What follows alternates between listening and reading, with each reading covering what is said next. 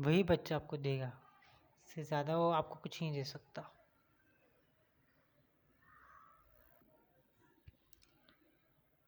अब मौजू पे ही हैं हम अपने। अब दो किस्म के बच्चे हैं। एक बच्चा है, दो बच्चे लेते हम एग्जाम्पल के तौर के ऊपर बता रहा हूँ कि फ़िरौन और मूसा कैसे बनते हैं। क्या करेंगे तो आप फ़िरौन बन जाएगा, क्या करेंगे तो मूसा बन जाएगा। जैसे कि मैंने बताया पेरेंटिंग के अंदर 3 जब बच्चे हों, ये उसूल खड़ा हुआ है कि जब एक लड़की और 2 लड़के हों तो अल्लाह के नबी ने फरमाया कि भाई लड़की को चीज़ दी जाएगी, फिर लड़कों को चीज़ तकसीम की जाएगी, वो बराबर से इंसाफ के साथ। तो 3 बच्चे हो गए तो इस तरह से आपने करना है, एक लड़का और 2 लड़की। अब एक बच्चा कैसे फ़िरौन बनता है और एक बच्चा कैसे इब्लीस बनता है, एक बच्चा कैसे शद्दाद बनता है। नेगेटिव अपब्रिंगिंग चल रही है, ये एक पूरी लेगेसी है नेगेटिव अपब्रिंगिंग की। जो शैतान था, फिर काबिल था, फिर नमरूद आया, ये पूरी लेगेसी है पूरी अपब्रिंगिंग जो नेगेटिव अपब्रिंगिंग से चली। ये पूरी नेगेटिव अपब्रिंगिंग, नमरूद है, शद्दाद है, फ़िरौन है, अबू जहल, अबू लहब है, ये सब लोग जितने भी कुछ हैं, ये सब लोग जो थे, ये सब नेगेटिव अपब्रिंगिंग का हिस्सा है। अब यहाँ आप एक दूसरी साइड ले रहे हैं कि आदम अलैहिस्सलाम है, हाबिल है, फिर हूद अलैहिस्सलाम है, सालेह अलैहिस्सलाम, मूसा अलैहिस्सलाम, मोहम्मद वसल्लम है, हमारे नबी अकरम वसल्लम। तो ये पॉजिटिव अपब्रिंगिंग है, ये पॉजिटिव लेगेसी है। तो नेगेटिव और पॉजिटिव दोनों लेगेसीज चल रही हैं। आपका अब ये आपके ऊपर डिपेंड करता है कि अपने बच्चे को किस लेगेसी का हिस्सा आप बनाते हैं। जिस लेगेसी का हिस्सा आप खुद होंगे, आप बच्चे को उसी लेगेसी का हिस्सा बनाएंगे। कि ऑटोमेटिक चीज़ है, जिस लेगेसी का हिस्सा माँ बाप खुद होंगे, उसी लेगेसी का हिस्सा माँ बाप अपने बच्चे को बनाएंगे। अगर तो वह शैतानी लेगेसी का हिस्सा हैं, शद्दाद नमरूद जैसों की लेगेसी का हिस्सा हैं, तो वो शद्दाद नमरूद ही बनाएंगे अपने बच्चे को।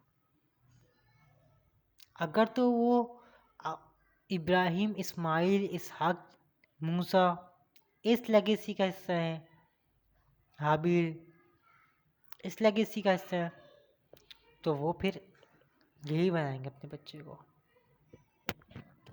पॉजिटिव अपब्रिंगिंग कैसे चलाएंगे उस बच्चे को। उस अब यही देखना है ना कि आप उसको कुरान पढ़ाते हैं या शैतान पढ़ाते हैं, रहमान सुनाते हैं या शैतान सुनाते हैं, कि आपके ऊपर डिपेंड करता है। बच्चों के अपब्रिंगिंग के अंदर बहुत ज़्यादा फैक्ट होता है कि जो डोमेन ऑफ फैक्टर्स क्रिएटिंग होती है बच्चों के अपब्रिंगिंग के अंदर, वो माँ बाप की अपनी खुद की ज़ातियात होती है कि जब वो रिश्ते को अपने चला रहे होते हैं, वो एक माहौल क्रिएट कर रहे होते हैं। उस माहौल की क्रिएशन के अंदर बच्चों किस तरह से लेके चलना है, उसके अप एंड डाउन्स में बच्चों किस तरह से अप एंड डाउन्स में उसको किस तरह से लेके चलना है, ये माँ बाप को समझना पड़ेगा। इसीलिए अल्लाह ताला चाहता है कि वालिदैन खुद आपस में यकजा रहें, एक जगह जुड़ के रहें, ताकि बच्चे भी एक जगह जुड़ के रहें। साए में परवरिश पाएँ उनकी, एक साए में परवरिश पाएँ उनकी, को साया मिलता रहे, धूप ना लगे उनको, फूल नए नए मुरझा जाएंगे, धूप ज़्यादा लगे तो मुरझा जाएंगे। इसलिए माँ बाप को पाबंद किया कि मियाँ बीवी दोनों उन उसूलों पे खड़े हो जाएं जिनको अल्लाह ताला ने बयान किया अपने कुरान में, सूरह निसा में ख़ास तौर पे। मोतज़िद ऐसी है, सूरह तलाक़ वगैरह भी है, लेकिन सूरह निसा में तो पूरा उसूल खड़े किए हुए अल्लाह ताला ने, पूरे रिश्ते के पूरे उसूल खड़े किए हुए मैरिज। वो एक अलग टॉपिक है, किसी दिन उसको भी डिस्कस करेंगे। टॉपिक आज का हमारा यही है कि अपब्रिंगिंग। अब 3 बच्चे जो हो वो आपको मैंने बता दिया कि किस तरह से आपने उनको ट्रीट करना है। अब बच्चा जो न्यू बॉर्न बेबी होता है, और न्यू बॉर्न बेबी से लेके जब वो टोडलर एज के अंदर होता है, यानी 1 to 5 एज के अंदर जब होता है, 1 to 6 एज के अंदर होता है टोडलर एज, जब उसकी जो टोडलर एज होती है, इसमें अपने बच्चों को कैसे ट्रीट करना है, ये एज होती है फुटप्रिंट बनने की। अगर आपने बच्चों को उसकी मनमानी पे छोड़ दिया, उसको अच्छा बुरा नहीं बताया, तो आप ये बच्चों को नहीं बावर करवा सकते हो। उसके फुटप्रिंट बनने के बाद फुटप्रिंट ही डिसाइड करेगा कि आपका बच्चा कैसा निकलेगा। अगर फुटप्रिंट उसका सही बनाया उसका फुटप्रिंट, तो बच्चा आगे भी सही चलेगा, ये गारंटी है। अगर उसका फुटप्रिंट सही नहीं बना है, नेगेटिव फुटप्रिंट बना उसका, नेगेटिव उसूलों के साथ खड़ा फुटप्रिंट बना उसका, तो आपका बच्चा सही नहीं चलेगा, तो नेगेटिव ही चलेगा। वो रहमानी हिस्सा नहीं हो सकता, वो शैतानी हिस्सा चलेगा। वो हिज़्ब शैतान हो सकता, वो हिज़्ब रहमान नहीं हो सकता। अगर अगर वो चीज़ सही चली है, तो फिर वो रहमानी हिज़्ब रहमान हो सकता है, अल्लाह के हिस्से से हो सकता है, वरना वो शैतान के हिस्से में चलेगा। इसमें बहुत तरबियत का कसूर होता है हमारी, बहुत तरबियत का कसूर होता है। मुझे बहुत अफसोस होता है आजकल माँ बाप को देख के, बच्चों को देख के। आजकल की तो माएँ भी बच्चों को ऐसे छोड़ छोड़ के चली जा रही, परवाह ही नहीं उनको किसी भी चीज़ की। अल्लाह ताला ने माँ बाप को का बहुत मोअज़्ज़ज़ रिश्ता है, बच्चों के साथ बहुत मुक़द्दस रिश्ता है। हमारे यहाँ तो आजकल रिश्तों की कोई तमीज़ तहज़ीब नहीं रही ना। बाकी मसला हमारे यहाँ सारा ये हो गया है कि हम किसी और चीज़ के दीवाने हो गए। हम दुनिया के इतने दीवाने हो गए कि हमें पता ही नहीं है रिश्तों की तमीज़, तहज़ीब, उनकी अक्ल व समझ कुछ नहीं पता। किस रिश्ते को कैसे चलाना है, किससे कैसे बात करनी है। जब माँ बाप को खुद को नहीं पता होगा, तो औलाद को कैसे सिखाएंगे। तो यही होती है सारी बात कि आपने अपब्रिंगिंग देखनी है। अपब्रिंगिंग के जो उसूल हैं वो ये हैं कि अगर आपने बच्चे को काबिल बनाना है, मूसा बनाना है, ईसा बनाना है, यानी एक पॉजिटिव पॉजिटिव बच्चे लेके चलना है आपने, तो उसकी अपब्रिंगिंग भी फिर पॉजिटिव होगी। कैसे होगी कि आप उसको अच्छी नसीहतें करें, उसको अच्छे बुरे की तमीज़ सिखाएं। जब उसका फुटप्रिंट तैयार हो रहा हो, उसको समझाएं, बहुत प्यार से उसको लेके चलें। टोडलर एज बहुत प्यार से लेके चलने की एज होती है। टोडलर एज में जब बच्चा होता है, उसको बहुत प्यार से लेके चला जाता है। उसको प्यार से ही बताया जाता है कि बेटा ये गलत है, ये सही है, ये एक्शन। टोडलर एज के अंदर जो बच्चा होता है वो आपके एक्शन को ज़्यादा नोटिस करता है, आपकी परफॉर्मेंस को ज़्यादा नोटिस करता है। बस, और इसके इम्पैक्ट ये होगा कि आप उसको बोल के समझाएं, आप उसको करके समझाएं। टोडलर एज का बच्चा आपकी बात को जब समझेगा जब आपको उसको अमल दिखाएंगे, वो आपके अमल समझेगा। अगर आपने अमल उसको नेगेटिव दिया, तो वो नेगेटिव फुटप्रिंट में चल जाएगा। उसकी फुटप्रिंट के अंदर नेगेटिविटी चली गई, तो फिर वो नेगेटिविटी और आस्ते से बढ़ेगी और वो ज़ोर मारेगी। बीच तो आपने डाल दिया ना फुटप्रिंट में नेगेटिविटी का। वो अलग बात है कि आप उसको सही करते नहीं करते। भी होता है कि फुटप्रिंट कभी अच्छा कभी बुरा निकल जाता है, तो उसकी सर्जरी भी होती है, लेकिन वो थोड़ा कॉम्प्लिकेटेड केस होता है। वो एक उम्र पे जाके होता है, एक तरीके से होता है, उसके लिए पेशेंस बहुत चाहिए होता है फिर। लेकिन हमारे यहाँ तो पेशेंस की भी बहुत कमी है। तो ये चीज़ है। फिर जब बच्चा टोटल एज से अबव जाता है, यानी प्री स्कूल एज में जाता है, प्री स्कूल एज में जब बच्चा जाता है, तो वो ये देखता है, उसको फिर आपने मुंह से समझाना है। अब वो एक्शन वे में चलेगा, और आप जो है मुंह से उसको समझाएंगे। आप उसको कन्वर्सेशन मोड पे रखेंगे। आप वो एक्शन मोड पे होगा, आप कन्वर्सेशन मोड पे होंगे। तो आप उसको कन्वर्सेशन से समझाएंगे। जब वो प्री स्कूल एज में जाएगा, वो आपको सुनेगा, आप उसको सुने, वो आपको सुनेगा। प्यार से बिठाएं, बताएं क्यों किया, किस लिए किया, उनसे सवाल करें ताकि वो जवाब दें। उनसे बहुत प्यार से, लाउडली, सॉफ्टली, स्मूथली आपने उनसे बात करनी है, ऐसे बात करनी कि जैसे वो आपको खोल के पेश कर सके। बहुत सॉफ्टनेस दिखानी है उनको, प्री स्कूल एज के बच्चों को, ताकि वो अंदर की बात आपसे कर सके, आपसे वो बात कर सके। फिर जब प्री एज स्कूल से बच्चा निकलता है तो आप जब उसको अच्छा बुरा समझ, प्री स्कूल एज में बच्चा अच्छा बुरा समझना शुरू कर देता है। जब वो उससे ऊपर ऊपर जाता है तो वो जवानी के एज में जाता है, वो यंग एज में पहुंच जाता है, यूथ। जब वो यंग एज में पहुंचता है तो अब आपने उसको कन्वर्सेशन से इतना नहीं वो आपकी वो करेगा, आपके अमल से भी नहीं करेगा। वहाँ आपने खामोशी अख्तियार करनी है, क्योंकि अब उसको चढ़ी हुई है। वो 2 मिनट के अंदर सब कुछ करना चाहता है आपको। 2 मिनट का गुस्सा होगा उसका, 2 मिनट की मोहब्बत होगी उसकी, क्योंकि अब हवा चल रही है ना अंदर, अब उसके अंदर हवा चल रही है। अंदर की भी जंगें हैं, बाहर की भी जंगें हैं, अपने आप की भी जंगें हैं, बाहर की भी जंगें हैं। अपने आप को भी समझाना है, बाहरों को भी समझाना है। वो बच्चा आपसे ये कहेगा कोई मुझे समझ नहीं सकता, बस ये एंड है उसका। जब बच्चा यंग एज में पहुंचता है, 13-14 साल, टीन एज में पहुंचता है बच्चा, तो ये सारी टीन एज इसकी चलती बेवकूफ़ियों से ही है। आपने वहाँ उसको बॉदर नहीं करना है। आप उसको वहाँ बॉदर कर जाएंगे ना तो वो आपसे बॉदर हो जाएगा, आपसे बॉदर हो जाएगा तो पर्सन हो जाएगा। आप उसकी सलाह नहीं कर सकते, आप उसके ब्रिंगिंग नहीं कर सकते सही तरीके से, फिर वो नेगेटिव वे में चल जाएगा, फिर आपकी नहीं सुनेगा। तो लिहाजा आप उससे नहीं बात कर सकते।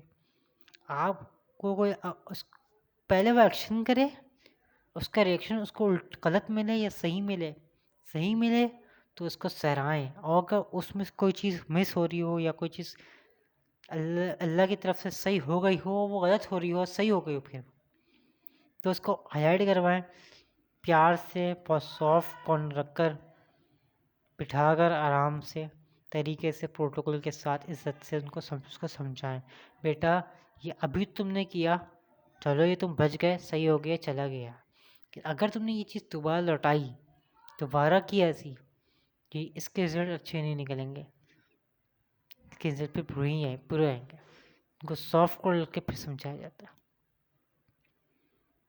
जब वो बच्चा टीन एज से बाहर निकलेगा, जब तो उसके जज्बात ऐसा थोड़े टोन डाउन होना शुरू हो जाएंगे।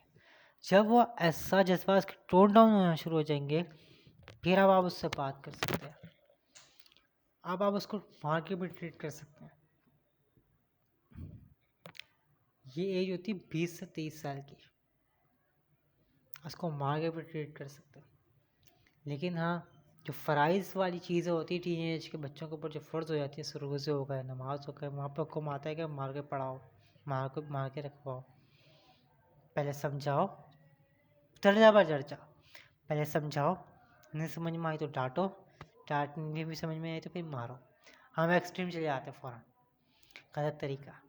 दर्जा ब दर्जा, पहले हर चीज़ का मौजूद समझाना। पहले मियाँ बीवी बैठे हों, शौहर बीवियों को समझा रहे, पहले समझाए, फिर आगे की चीज़ें लता के, फिर उससे कंफर्ट जोन चेंज आता है, टेंशन चेंज आती है, फिर आगे की चीज़ें। दर्जा ब दर्जा, तो वहाँ से बच्चों के साथ भी है, दर्जा ब दर्जा। पहले समझाओ, अटेंशन छीनो उससे, फिर आहिस्ता आहिस्ता उसको मारो, डांटो, इस तरह से चलाओ उसको। एक्सट्रीम में फिर उसको मारो, यानी इसमें टाइम लगेगा, टाइम है, टेक्स टाइम। टाइम आपने उसको काफ़ी साल तक पहले सिर्फ समझाना है, नहीं समझ में आई फिर उसको डांटना है, नहीं समझ में आ रही फिर मारना उसको। तो ये टाइम लगेगा इसमें। माँ बापों को खुद जल्दी है, माँ बापों को खुद जल्दी है, हमारा बच्चा आज ही कर ले, क्यों कर ले भाई, आज क्यों करे, नहीं कर रहा वो, आज दिल नहीं है उसका, कैसे करवाएंगे आपसे, नहीं करेगा वो। आज ही करवाया ना आपने उसको, बिठाए, तरीके से बिठाए, आज आपने उसको समझाना है बस बिठा के। बहुत सॉफ्ट रख के। को ये समझ में आना चाहिए कि मुझे कोई सुनने वाला है। 13 से लेके 12 से लेकर 18 साल तक का बच्चा, 19 साल तक का बच्चा ये समझता है कि मुझे कोई समझने वाला नहीं है। आप उसको ट्रीट करें तरीके से, उसको बिठाएं, उसको ये लगे कि मुझे कोई सुनने वाला है। वो सुनवाना चाहता है, उसको भी चाहता है कि मुझे कोई सुने, मुझे कोई समझे। आप जब तक किसी को सुनेंगे नहीं तो समझेंगे कैसे? समझेंगे नहीं तो चलाएंगे कैसे? हमें बच्चे संभालना ही नहीं आते। एज फैक्टर के हिसाब से चीज़ों को चलाया जाता है, क्योंकि इंसान के जज्बात हैं, एहसासात हैं, ख़यालात हैं, फिर शैतान भी लगा पड़ा हुआ है साथ में। हर चीज़ साथ लगी पड़ी तो चीज़ों को देख के चलाया जाता है। ये होता है इल्म। ये सब चीज़ें चलती है इल्म से। जो इतनी बड़ी बड़ी मसनदें मिल जाती है ना अल्लाह की तरफ से हमको, ये सब जांच होती है। और इन सब के लिए इंसान को इल्म चाहिए, जो हम हासिल करना चाहते हैं। नहीं, हम माँ बाप बन जाए हमें इल्म की ज़रूरत ही नहीं, हम औलाद बन जाए हमें इल्म की ज़रूरत ही नहीं, हम जवान हो जाए हमें इल्म की ज़रूरत ही नहीं। अल्लाह जैसी हस्ती भी कह रहा है कि मैं जानता हूँ, मुझे इल्म है। अपने इल्म को तस्करा करता है, हाईलाइट करता है कि मैं अलीम हूँ, मुझे इल्म है, इसलिए मैं ये सब काम करूँ। कुरान में उसने यही कहा ना कि मुझे इल्म है, मैं इल्म वाला हूँ, तो मैं इल्म बांट रहा हूँ। उसका इल्म ख़त्म नहीं हो सकता, कितने भी समंदर, कितने भी जो है कलम बन जाए, दरख्त, उसका इल्म ख़त्म नहीं। इल्म की ज़रूरत है। कहते हैं ना कि मैं इल्म से जानता हूँ, मैं अंदाज़ा से, तो इल्म है तो अंदाज़ा है, अंदाज़ा है तो उतार रहा है इल्म से। अल्लाह जैसी हस्ती हम क्या लेके आए? इल्म लेके आए। ने अपनी लाइफ किस तरह को, इल्म था तो गुजार ली। बंदों के लिए इल्म था ना कि उम्मत को किस तरह से लेके चलना है। उम्मत में 10,000 किस्म के माइंड सेट पड़े हुए हैं, 10,000 किस्म के लोग हैं। कोई कहीं निकल रहे, कोई कहीं निकल रहे, कोई कहीं निकल रहे, कोई कहीं निकल रहा है। बस तो कैसे उसको जमा करना है? इल्म होगा तो जमा होगा ना, इल्म होगा तो जमा होगा। और वालिदैन को अपब्रिंगिंग करते वक्त 3 चीज़ों की बेइंतहाशा ज़रूरत होती है। सबसे पहली चीज़ सब्र। अपब्रिंगिंग में सब्र बड़ी अहमियत का हामिल है। सब्र, आप सब्र करें, सब्र से चलें, सब्र करें। सब्र बहुत बड़ा एलिमेंट है किसी भी चीज़ को सही करने के लिए या तोड़ने के लिए। नेगेटिवली तोड़ने के लिए या सही करने के लिए सब्र बड़ा एलिमेंट है। सब्र बहुत बहुत चीज़ों को सही कर सकता है। सब्र करें, फिर लिसन करें, सुने, सुनने वाले बने, बोलने वाले नहीं बने, सुनने वाले बने। जो इंसान सुनता है वही सही से चीज़ों को समझता है, वो आगे चला सकता है चीज़ों को। बोलने तो कभी भी अच्छा नहीं समझा गया। तीसरी चीज़ क्या होती है? तीसरी चीज़ होती है इल्म। इल्म, सब्र और लिसन यानी सुनना। इन 3 चीज़ों के बगैर आप अपब्रिंगिंग कर ही नहीं सकते बच्चे की, या आप जो है किसी डोमेन के अंदर अपना किला बनवा ही नहीं सकते, और आप बाप या माँ बन नहीं सकते इस 3 चीज़ों के बगैर। अगर आपकी मेंटल हेल्थ भी सही नहीं है और आपकी औलाद है, आपको अपब्रिंगिंग करनी, तो पहले अपने ऊपर भी काम करें, साथ साथ बच्चों पर भी काम करें, साथ साथ अपने आप को ठीक करें, बच्चों को भी ठीक करें। आपकी मेंटल हेल्थ ख़राब है तो पहले अपनी मेंटल हेल्थ को सही करें, तो बच्चों को भी मेंटल हेल्थ आप सही रख सकेंगे। उनकी मेंटल हेल्थ पे काम होगा। आपकी फिजिक ख़राब है, चाहे आपकी फिजिक ख़राब होगी तो बच्चों पे इफेक्ट करेगी। आपने पहले फिजिक पे काम करें, आपकी फिजिक सही होनी चाहिए, फिर बच्चों पे भी काम होगा। आप स्पिरिचुअली बीमार हैं, आपका रूहानी मसाइल है, यानी झूठ बोलना रूहानी मसला, रिश्वत खाना रूहानी मसला, दिल खराब है ना आपका, गोश्त का लोथड़ा जो आपके सीने में बसा वो दिल, वो सही नहीं है ना, आप उसको सही करें। जब वो सही होगा तो आप अपने बच्चे का दिल भी सही रख सकते हैं, उनको पॉजिटिव चीज़ें सिखाएंगे। तो अपब्रिंगिंग का तरीका ही है। 3 चीज़ों की बड़ी ज़रूरत होती है अपब्रिंगिंग के अंदर। अपब्रिंगिंग जो भी करेगा इस तरीके से अगर चलेगा तो वो सही अपब्रिंगिंग कर सकता है। अगर इन तरीक़ों को फॉलो नहीं करेगा वो, तो अपब्रिंगिंग नहीं सही करेगा, नेगेटिव वे में चली जाएगी अपब्रिंगिंग उसकी, पॉजिटिव वे में नहीं जाएगी अपब्रिंगिंग।